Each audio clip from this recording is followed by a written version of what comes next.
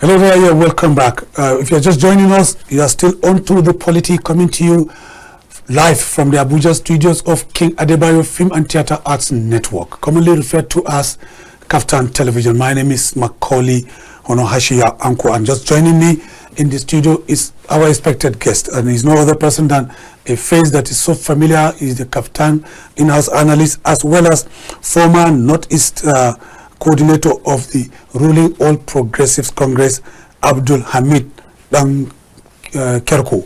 Abdulhameed, you're welcome to the Polity. Thank you for having me there. We don't take your presence for granted anytime we invite you to come to the Polity, because here we avail Nigerians the opportunity by opening our telephone line so that they can call in to make the program conversational and interactive, and we get people like you that are so prolific and understand the issues to, you know, trash the topics of discussion. Let me start by asking, so much is happening within the Polity, and we're here discussing insecurity. We're starting with insecurity. It's of so much concern for everyone, for you and I, you know, because we are Nigerians. We don't have any other country we can call ours. This is a country we are proud of.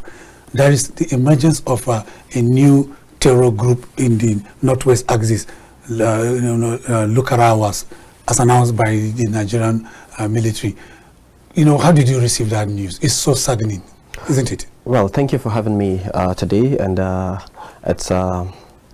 it's very, very sad situation. We found ourselves in a situation where we couldn't do nothing rather than to correlate ourselves with that of the military and support them. But leaders are most effective when they make everyone who work for them to feel valued. Masses, Nigerians have come, correlated themselves, voted for APC, and then APC must do something. Yeah. APC-led administration have to do something. President Bola Ahmed Tinubu have to come out, stand firm in order to fight with his own people, to inform them that there is no Nigerian is more Nigerian than any Nigerian. Nigerians are equal from different denominations. Igbo, Yoruba, Hausa, and other tribes are all equal. So we all have to stay firm and fight this terrorist group. And yeah, it's the other Boko Haram, you know, terrorist group, which I understand that military have done their best, but they have to do more. They have to do more. And yes, and there are so much money that have been given to the military and security apparatus. Security men need to, you know, I'm not really happy with the way I'm seeing things, where military men are running out of arms, you know, hiding behind, you know, maybe running out of the terrorists. Former President Muhammad Buhari, you know, have I think procured arms, fighters jet. But what is happening right now? If really Nigeria is the country that have been fighting, supporting other countries in order for them to have a strong democracy, what is happening today? If really we said that Nigerians belongs to all of us, and if we said there is no Nigerian is more Nigerian than any Nigerians, those people sitting on top of the helms of affairs need to understand that they have their own family, they have their own local constituencies and local villages. But today their children are schooling abroad. Their houses are already in Abuja, Port Harcourt, and Lagos. What about other people that does not have anywhere to go? What about the common Nigerians that does not have anywhere rather than their farmland? Yeah. Today, no Nigerian is freely to go to his own farm in order to farm, to even rely on what he is farming in his farmland. But today, we are having shortages of food because of terrorists, because of insecurity, because of kidnappers. Today we have Boko Haram, kidnappers from the northwest and north central, and well, all over Nigeria. In Niger Delta we have militants that are calling what do you call I think the stay-at-home militants, IPOB. We have another ones that are calling themselves Niger Delta Avengers, but we are not having this, you know, theirs is more different than that of, that of the North Central and that of Northeast or Northwest. So if we have leaders in the North Central and Northwest, I mean the Northern Nigeria, we have emirs, We have traditional rulers. We have religious leaders, Christians and Muslims leaders. Why can't they come and sit with Mr. President and tell him, enough, Mr. President, we're tired of this. People are killing us. Terrorists are killing us. We can't even stay at home. We can't even sleep with our eyes closed. Mr. President, you need to do something. Well, Abdulhameed, I think Mr. President must have done his best, because he has, the bus stops at his table. I quite agree with you, but he has released funds. He has approved the release of funds. He has bought equipment. He has appointed those that are supposed to fight this thing. The service, service chiefs are there. The Inspectorate of Police is there. They are trained to fight this in the boat. And I quite agree with you that the remote cause of this insecurity in the north, in particular, is deep-seated. It could include ideology, ideological bent, and poverty, and widespread hunger that has been in the north. If you take a look at the army of unemployed or out-of-school children, you begin to worry as a northerner. What does that tell you about the leadership in the north, over decades? Thank you so much. And this is a very interesting question, because I'm a politician. Yes, I've been with the politicians, and I'm seated with politicians. I dine with them. If a leader that have his own constituency, his children are schooling abroad. When during the military era, we understand that even Abacha's children, they schooled here. They schooled here, yes, in Maiduguri. Yes, in Maiduguri, University of Maiduguri. Yes. Ibrahim Abacha went to Maiduguri. So mine is that I went to teachers' college, but today we have abandoned our teachers' colleges. We have, I think we don't have, we do not have any teachers' colleges anymore. No girls' colleges, no. So the problem, the problem started with politics. When politicians will use their political voice, thugs, like in my state, in Gombe we have Kalari, in Bauchi Sarasuka, in other places, Endaba. Sheila.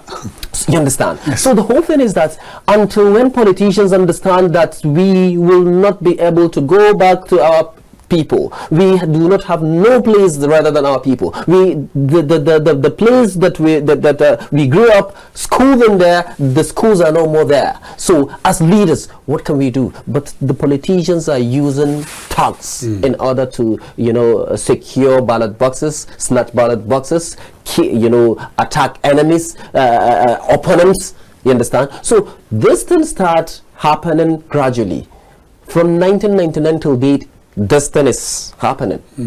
It depends on how you want to see it. Yes. But the mine is that idleness and out of school children in the northern part is, I think, it's not normal. It's deliberate, because it's politically motivated activity. Because I would like to tell you that even the Boko Haram situation, during the phases of Boko Haram, there is this time that where the presidency or I think Umar Musa Yar'Adua gave an instruction. Yes. The instruction, if really military were going to do their job as military, it would have been over today. But I will tell you that when a politician is the leader that will going to give an instruction to a military officer, a trained officer, a politician will going to be an instructor, will going to instruct Director General DSS, or will going to instruct police officer, a commissioner of police, AIG, DIG, IG of police.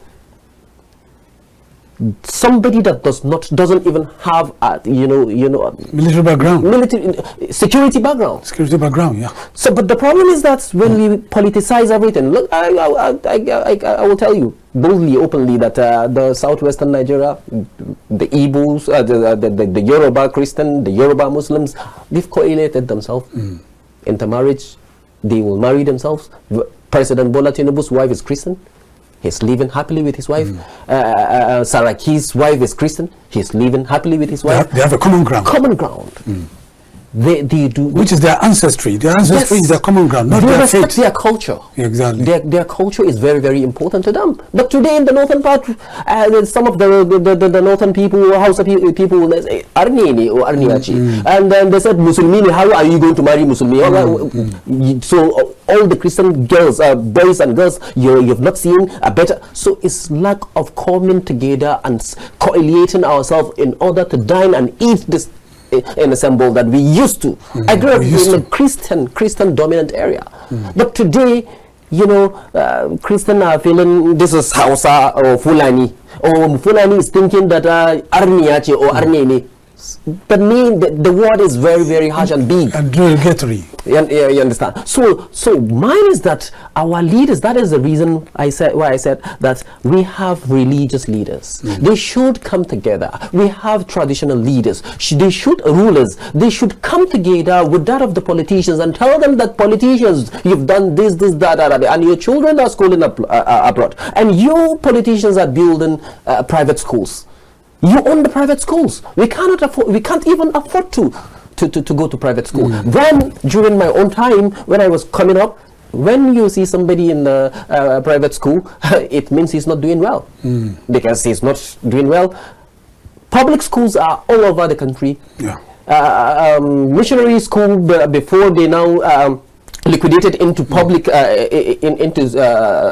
public schools. We're all over Nigerians. I went to Catholic school, but today I benefited from that. So you can recite the Lord's Prayer. A whole lot of different prayers. But today, that's the Nigeria of those days. Yes, the Nigeria of those days. My elder sister went to Sakri.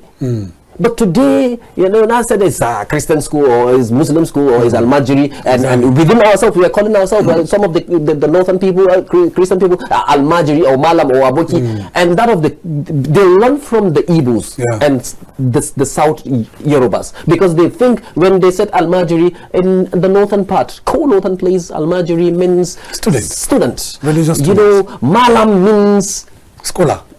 Yes. Or teacher. But the problem is that they think that they are downgrading, not knowing that if you call me Malam, I'll be so glad. If I call you because you are not a person, whether you're a Christian, you know what I mean. Exactly. So the problem is that until we come together and understand that we do not have no place to go rather than the same soil we coming up. Someone called earlier before you joined the conversation and blamed our intelligence network, that if we had a robust intelligence network, the incursion of the new terror group, the local Arabs, would have been nipped in the bud before they even make an incursion into Kebbi and Sokoto states. Do you agree with that? Well, the problem is that you said something before, I forget. You said that President has done his best. He has done his best. Because they procured. Yes. But let me ask you something. As a teacher or as a father, if you send your son somewhere to go and buy something, you will ask him, what did I ask you for? What did I ask you for? Like, what did I ask you to do this? Do I even have change? Yes. If there's change, let me see the change. Yes. The problem is that if a president will ask you to go and do this, he would have to put an eye, because security in the whole world is number one. Second is food security. You have to feed yourself. Yes. But today, we don't have security. Militaries are running out of against. Yes. You know. But the problem is that do the Boko Haram or the or kidnappers or whatever what do you call terrorists in Nigeria? Do they have aircraft, fighters jet? They don't. No, they don't. Do they have armor tanks? No. Even the Hilux. Excuse me. Even Hilux that they were fighting us. Sometimes that people are talking about the vehicles, the machines they were going about, you know, killing people. Do we have a terrorist will be using iPhone, cellular phone, you know, Android phone with TikTok? What service is he using? Who is fooling who?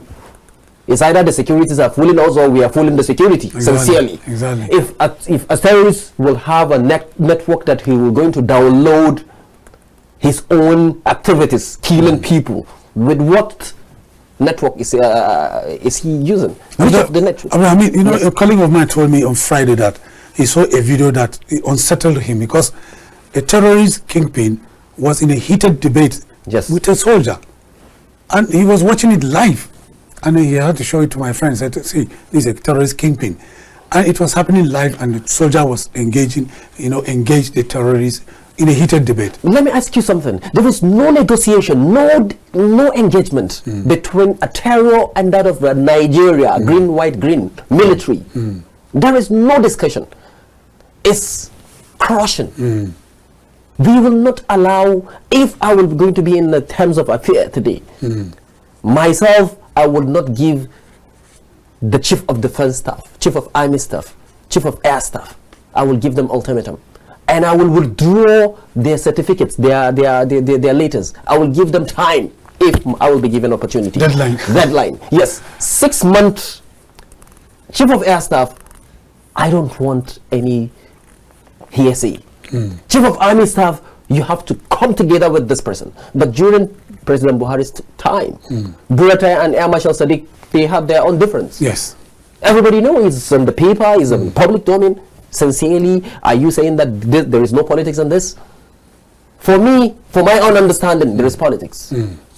But it's left to others people that will understand this. But if Nigerians really want to fight this, before the blink of an eye, I know that this thing will just go off. I like your optimism at this point. And let me ask you, someone say the military came out to announce this, because I was shocked that why will the military be telling us about the emergence of a new terror group instead of just fighting them? The guy was like, well, when you made this kind of announcement, you approach Mr. President will invite you, you will come with a brief, and you will be lifting that brief with additional funding. Do you agree with that? No. You don't? Okay. Yeah, I don't agree with that, because there are so much fund that has been given to all of the security apparatus, DSS, army, police, even civil defense. Much money. I think there is a serious business in terrorism. I think there is a very serious business in this procurement of arms. If presidency were going to do to procure arms direct, no consultant, I think we wouldn't be talking about this, because you'll see a military officer owning estates. Yeah. You'll see a police officer, retired police officer with houses abroad. So what are you saying? So if really we want to do this, we should be honest, we should be just, we should be open. Humility, integrity, and modesty should be in our minds. But integrity should be the first priority. Yeah. But there is no integrity in this fight against terrorism. There is no integrity. Nobody will ask me then, and I will continue to tell you there is no integrity. If there is integrity, nobody will be talking about kidnappers. Okay, I want you to react to this question, talking about kidnappers. Something slightly related. We've had a president, for a minority tribe in Nigeria, an Ijo man, President Goodluck Jonathan, who was nationalistic in his thinking. He saw, the menace of Almajiris, so he decided to build schools across the northern part of this country, meant for the Almajiris that are still roaming our streets. Yes. Today, no single classroom has been utilized for the training of Almajiris, and our leaders are being accused of abandoning that project. Thank you so much.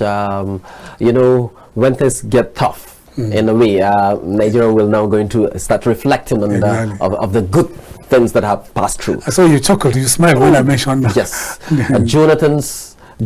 Former President Jonathan, his heart is huge, his heart is exposed, his heart is vulnerable to erratic union, because I know of a particular time that we are accusing him of killing our northern people. We've accused him in different denominations that he has been killing, allowing terrorists, in order to kill us. We've accused him of allowing military people to kill us. But today, where is our leaders? Former President Buhari, spent 8 years. I'm sorry. What did he do? He's a northerner. He's a northerner. His friend, Magajin Garin Daura, was kidnapped. He spent more than 3 months in captivity.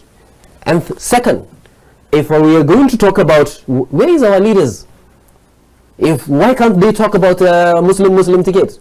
Bola Tinubu, is he not Muslim? If we said that Jonathan have allowed those people to be killing the Muslims, so Bola Tinubu is a Muslim. Where is our leaders? Where is our clerics that have been doing about Jonathan is killing us? Why can't they talk to President Tinubu? That's straight? Right. If sincerely we are Nigerians. Exactly. I'm in tandem with what you're saying. So they fold their arms. They are enjoying because he have direct contact with them, and there is no direct contact with the common man.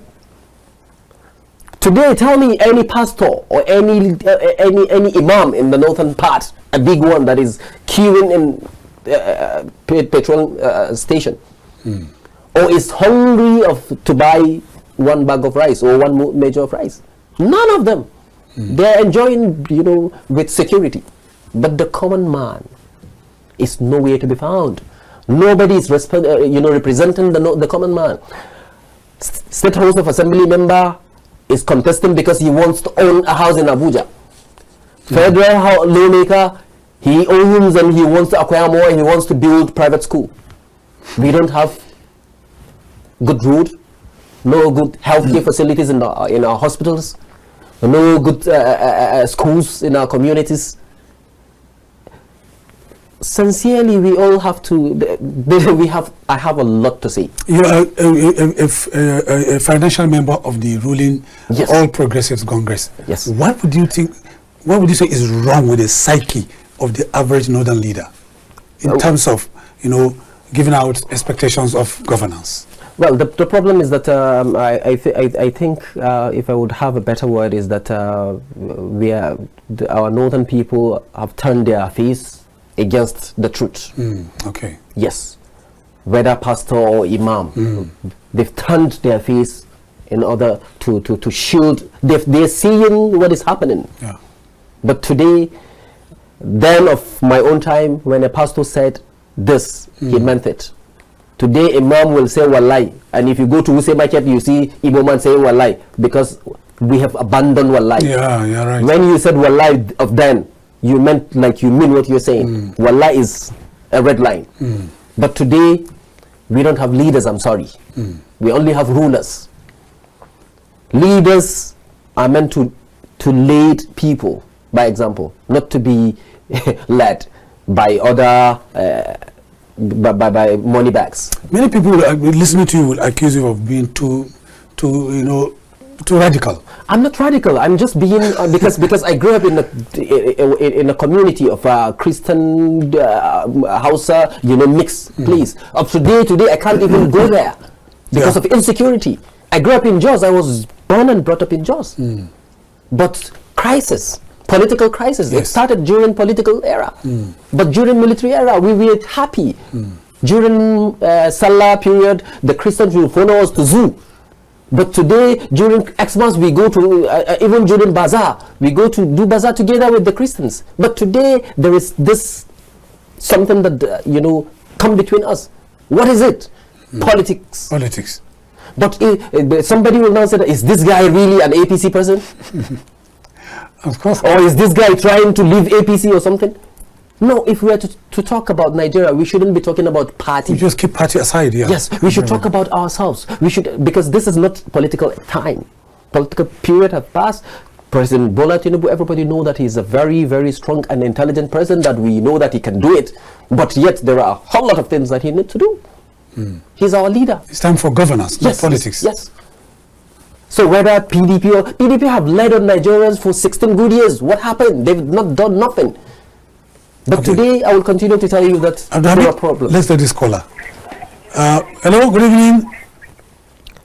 This is O Square from Guarimpa. Go ahead with your call, with your comment. Sorry. I'm taking time listening to your guest.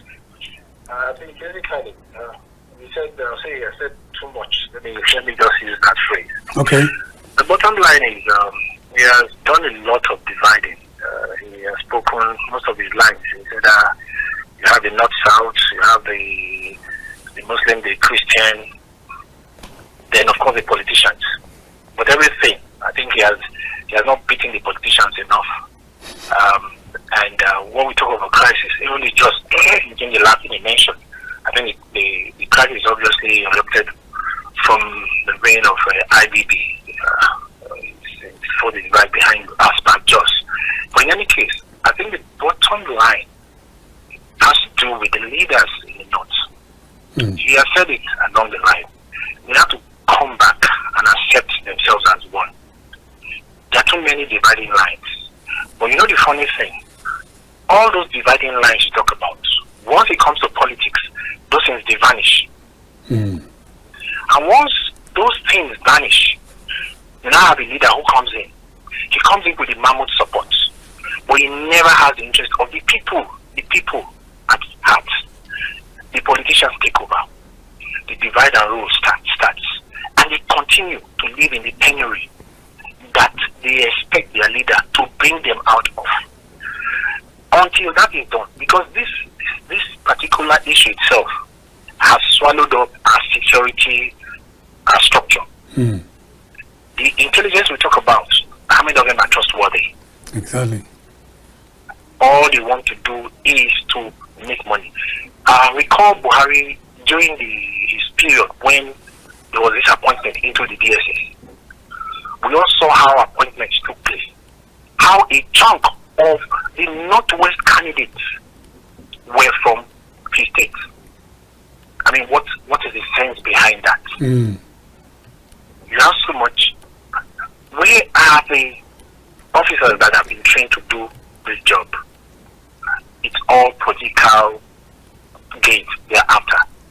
That is what has to be tackled. Because like I said, after all said and done, there's something you asked, she didn't respond as I would have expected. When the security chiefs, if they go and break the precedent on this new group, money will be released. The budget for tackling the current security situation you have for 2024 has been appropriated. Supplementary even collected some and added for security. This new one, the fresh budget is coming. Let's not kid ourselves. You don't give them money, you fail. You give them money, you fail. Why do they always fail? Because of the structure we now have. The foundation has been broken. That division we talk about has affected everything. You know, when they say Nigeria is fantastically corrupt, this is part of it. Okay. I can't trust my security, the structure we have today. They are highly compromised. It's either for their pocket or for their paymaster, which is very unfortunate. So the main thing, if we have to do anything, we need to go to the foundation. The foundation is what it talks about. The leaders will have to come. They will have to meet with the people because we said it. The young boys, the children that are out there, they are growing by the day. Unfortunately, when I travel across the northern areas, I feel bad. I feel very bad. That's right. They look away at it. Until, I mean, it was simple. Sorry, I have to say. I remember when Jonathan was making a statement. I think it was in Chatham House or something. Chatham House. He talked about this education before the school thing fully came on ground. He has gone across, and you see one thing: if you want to actually help the people, give them some level of education. You start from there.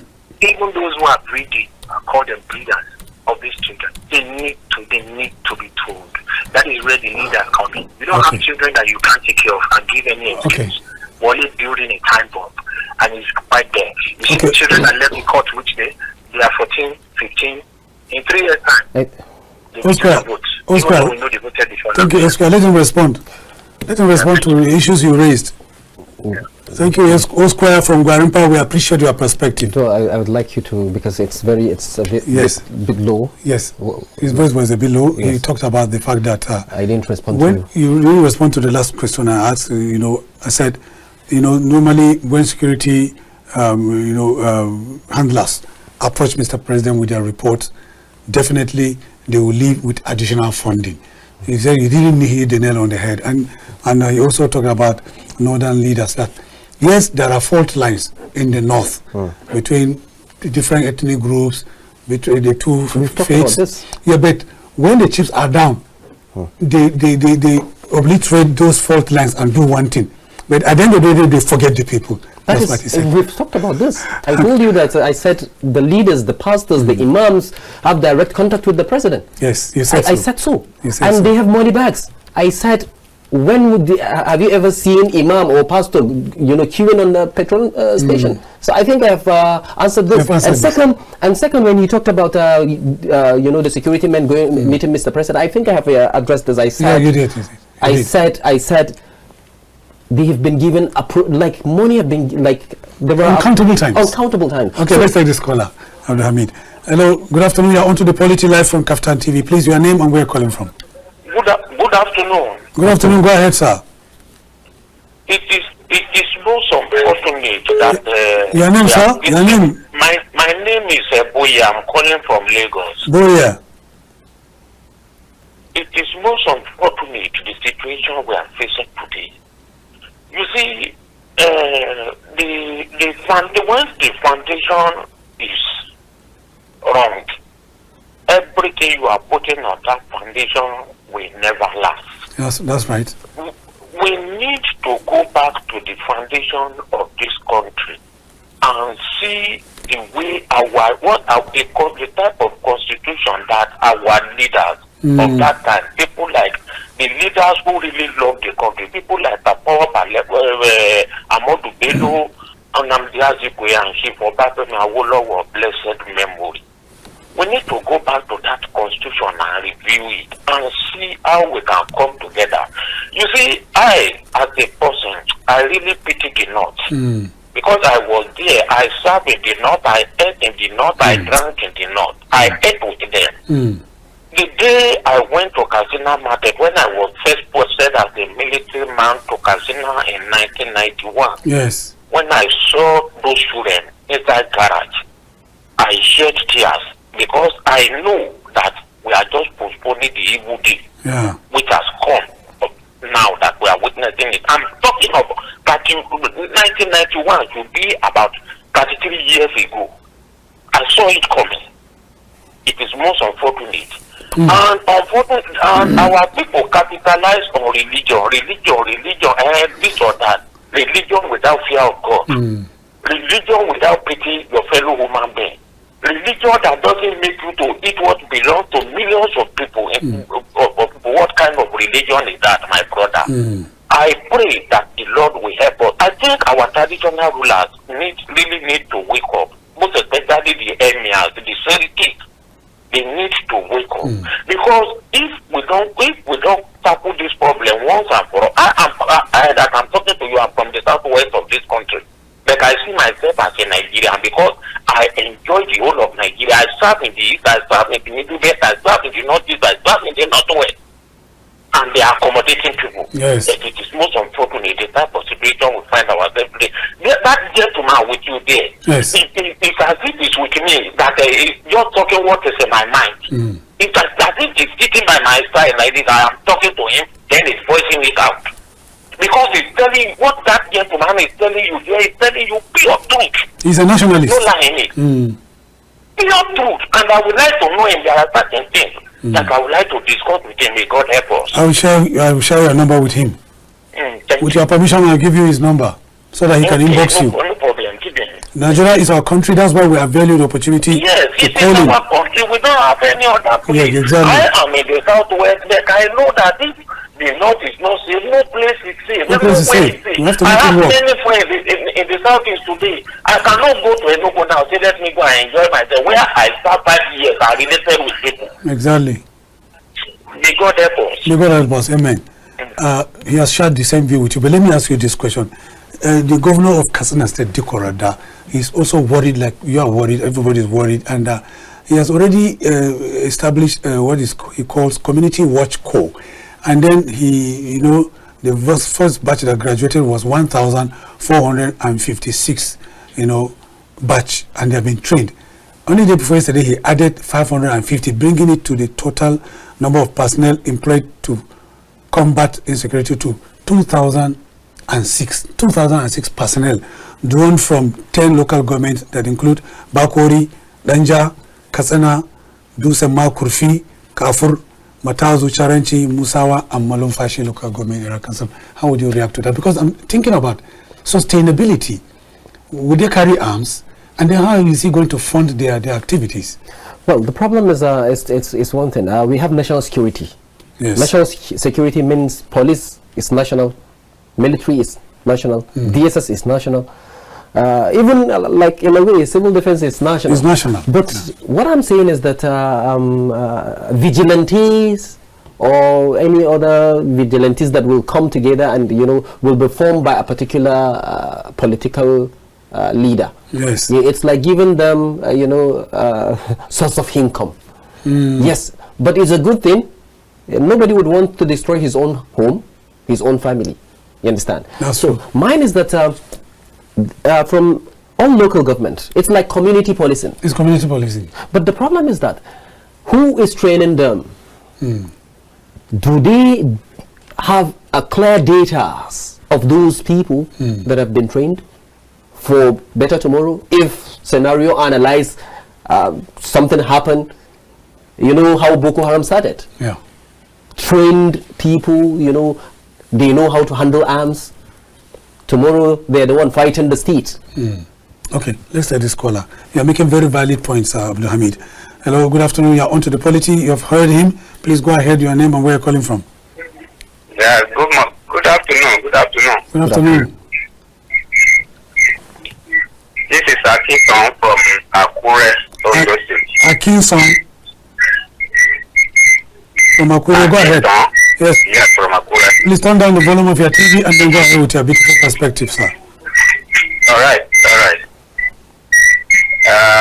Thank you for bringing up this topic this afternoon. Thank you. This is one of the challenging that is facing this country, 99.9%.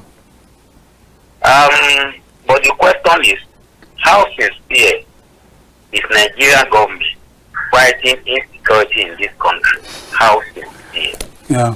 We must nail, put the nail on the right position.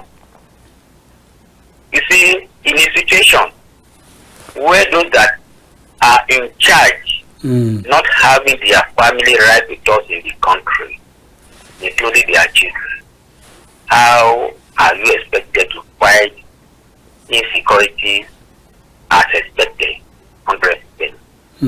A situation where the rich, the politicians, even the Yahoo have the highest number of security forces protecting them than those fighting the battle of security in this country. Because it is an eyesore. Yeah.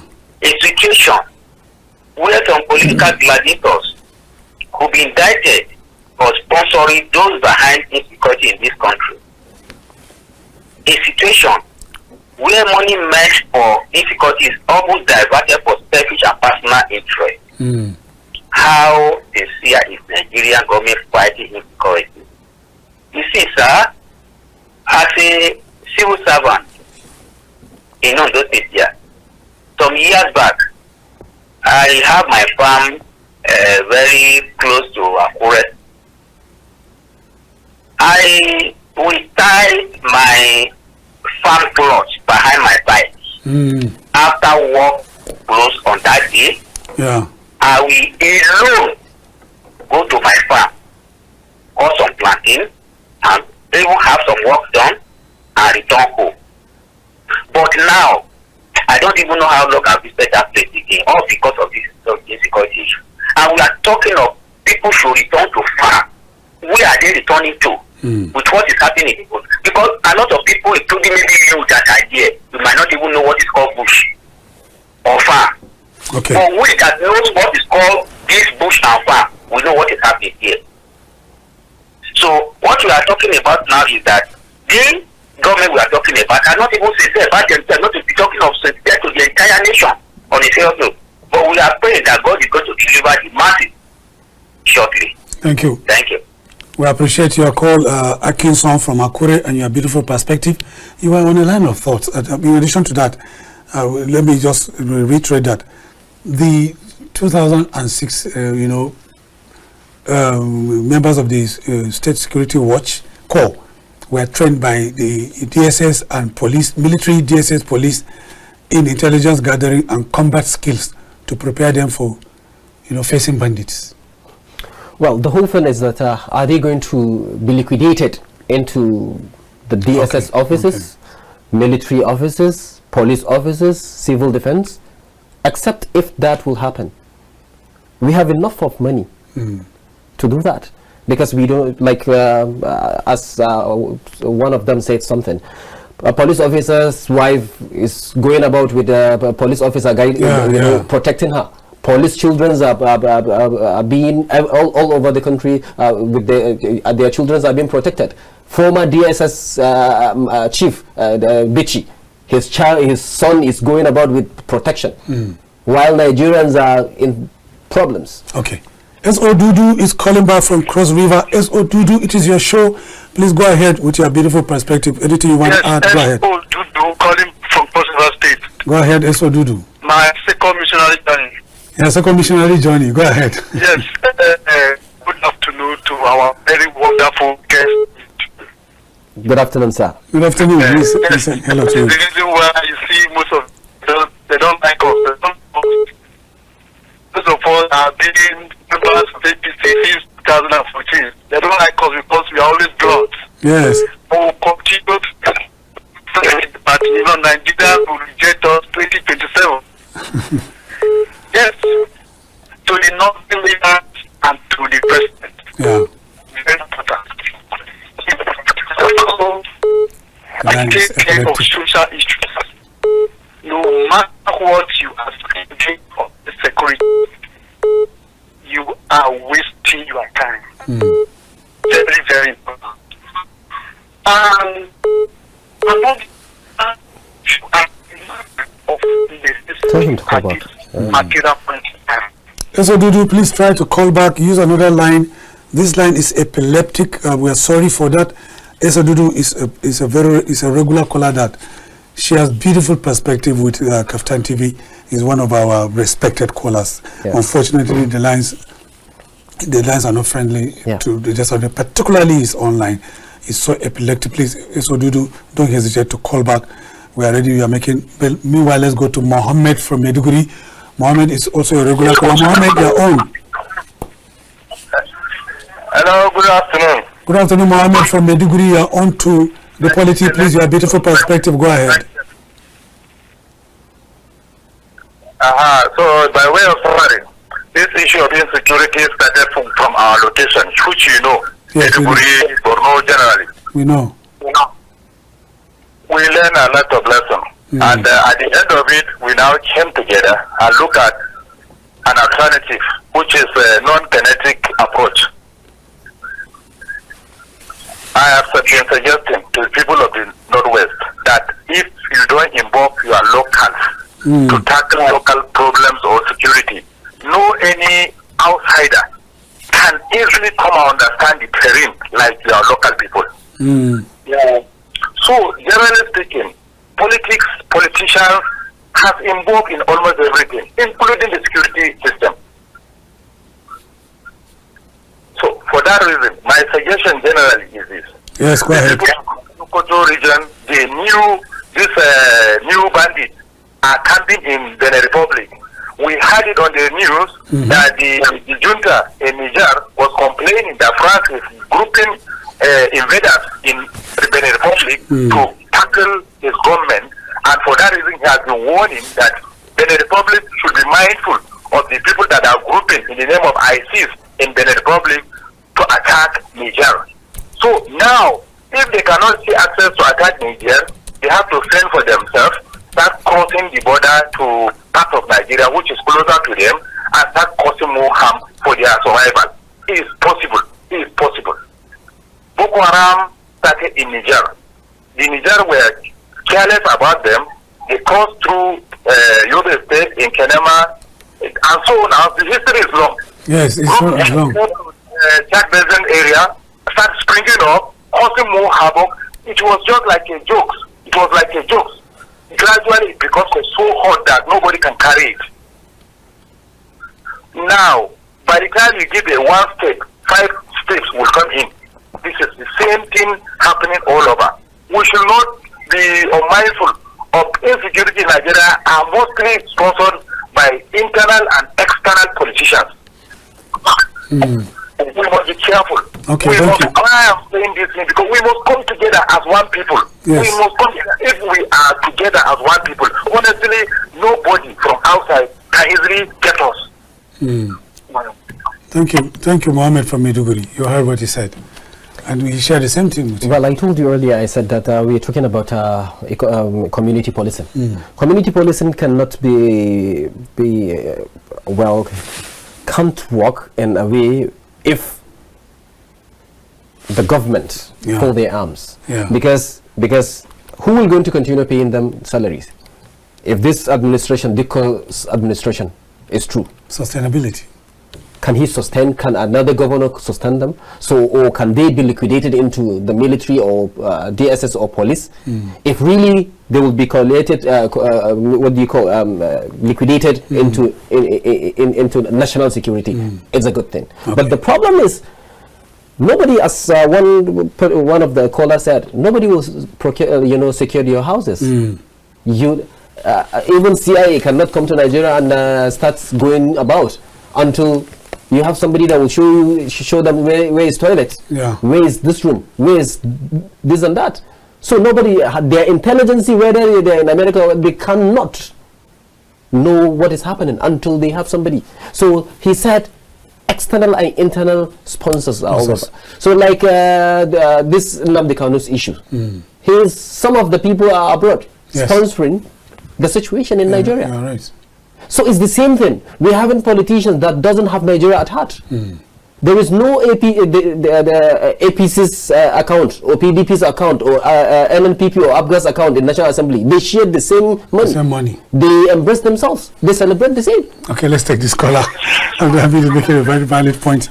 Good afternoon. On to the Polity from KAFTANTV. Please, live, go ahead. Hello. Go ahead, sir. Hello. Good afternoon. Good afternoon. We can hear you loud and clear. Yeah, I am Jonathan, calling from Uviaja, Edo State. Jonathan, go ahead. Please turn down the volume of your TV and then go ahead. Or take some steps away from your television set. Go ahead. Okay. As a matter of fact, Jonathan, from where? Insecurity Edo State, okay. In Nigeria. Yes. I have this to say. General Sani Abacha of blessed memory once said that if unrest in a country lasts more than 48 hours, the government has hand in it. As a matter of fact, insecurity in Nigeria highly placed persons in government, in the military, in the police, the Air Force, and Navy have hands in this insecurity that is ravaging our country, Nigeria. As a matter of fact, if some military men are sent to go and carry out operations in all these areas that are being terrorized, before they get there, information will get to them, and those people who are terrorizing this country will go and ambush them and destroy very many of them.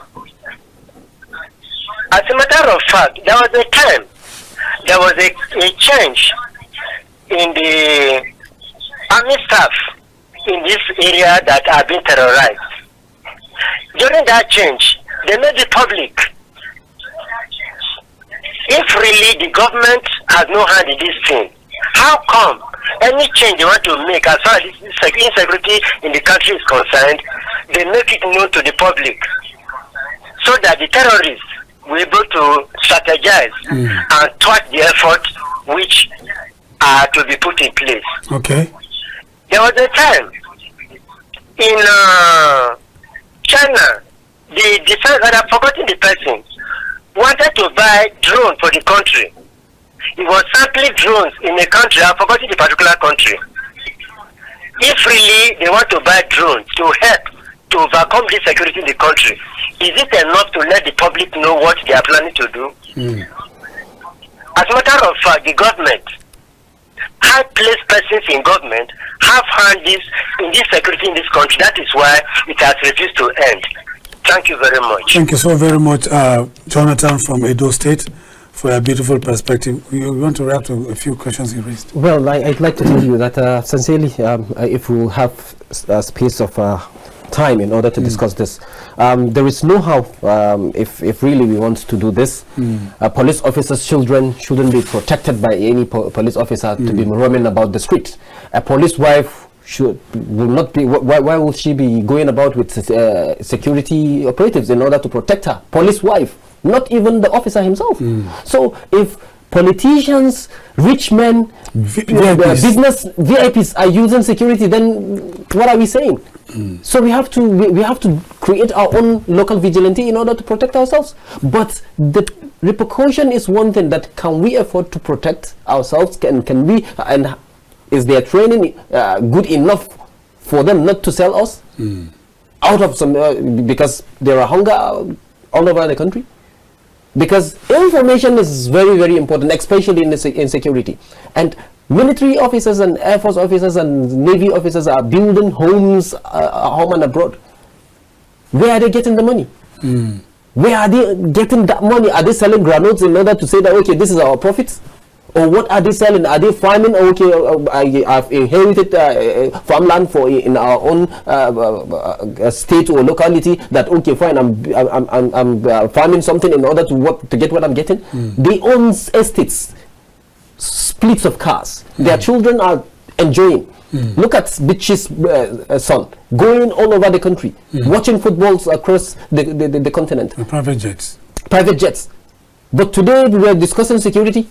While we know where the security problems is. Do you know, we had a head of security outfit in this country that retired, and then through he was starting the race to contest for governor the next year. Yes, the next in year. Bauchi State. In Bauchi State. I don't want to mention his name. Yeah, you know what I'm talking about. But the problem that goes to show you how, you know, the kind of unfettered access they have. I will be going to be a chief of air staff, chief of navy staff, or chief of army staff, Major General, Lieutenant General, contesting for governorship election? No. Okay, let's take Esodudu, our last This should be better. That should be better. Esodudu, calling again, your third missionary journey. Esodudu. The network actually yanked me off. Go ahead. Network thank you so much. Let me be very brief. Remember, Esodudu, network yanked him off. Go ahead. Yes. It is high time President do the needful. Our military, most especially the Nigerian army, is currently overstretched. And it is high time the president, as a matter of importance, as a matter of necessity, embark on reassessment, re-evaluation, and repositioning of our policing system in Nigeria. Very, very important. Our policing system right now is very poor. Why will police be guiding children of politicians, police guiding wives of politicians? A commissioner having up to 6 policemen, while their services far there is needed in the north, where we have insecurities. Oh God. The president should do the needful, just as Amen. Thank you. If not, Nigerians will reject us 2027. Nigerians will reject APC comes 2027. You're an APC man, Esodudu.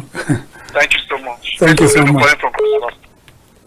Esodudu is an APC stalwart. He said Nigerians are going to reject your party. By 2027. Well, we have a lot of time in order to make some corrections. Correct our mistakes. Okay. There are a lot of mistakes. Let's shift gears to the international scene. Okay. The American election was in the spotlight, and American election, I find Donald Trump as the most combustible politician in modern times. Yes. And the American election was the most vituperative, name callings and things like that. At the end of the day, there were high expectations on the part of Kamala Harris and also on the part of Donald Trump. But in the final analysis, You needed 270 votes to win the Electoral College, and Trump emerged victorious with 74.6 million votes, while Kamala Harris won 71.1 on something votes.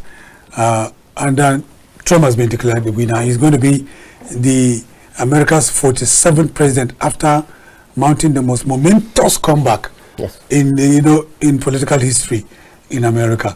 What's your reaction? And what is the lesson for Nigerian politicians there to learn?